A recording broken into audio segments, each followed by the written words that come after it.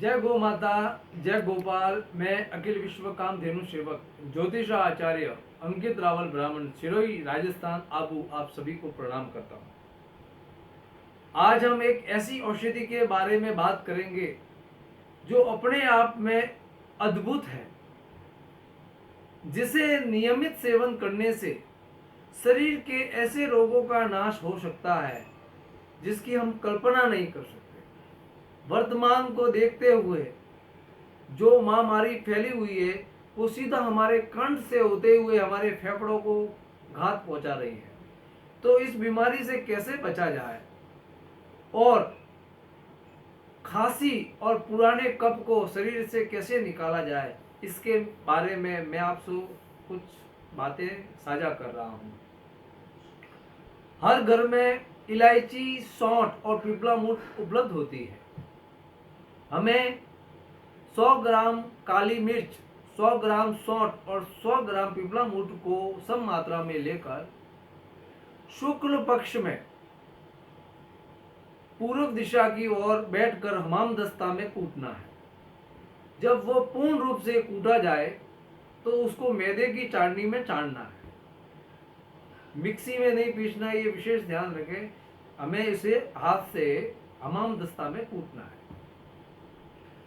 कूटने के बाद वो मिश्रित पूर्ण रूप से जब हो जाए तो उसे कांच की शीशी में भरना है और दिन में 2 बार, जिन लोगों को अधिक खांसी है या सीने में पुराना कफ है या पुरानी खांसी है, उन लोगों को दिन में 2 बार,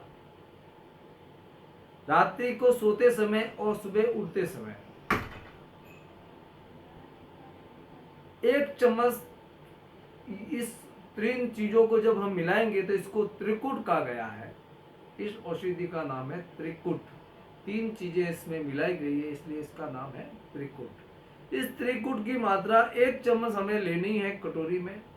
इसमें 1 चम्मच शहद डालना है और इसे 10 मिनट तक हमें अपनी उंगली से फेंटना है। फेंटने के बाद आराम से कम 15 मिनट तक हमें इसे धीरे धीरे उंगली से चाटना है।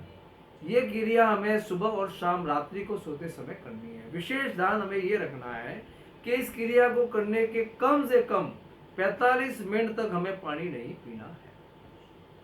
आपके शरीर में कैसी भी खांसी, चौथी या कितने भी पुराना जो बलगम लगा हुआ है फेफड़ों में, वो निकल जाएगा। तो ये बहुत ही पुराना नुस्खा है और हमारे कई ऋषि मुनि इसको फॉलो कर रहे हैं। आज वर्तमान की महामारी को देखकर इसमें हम हल्दी भी मिला सकते हैं।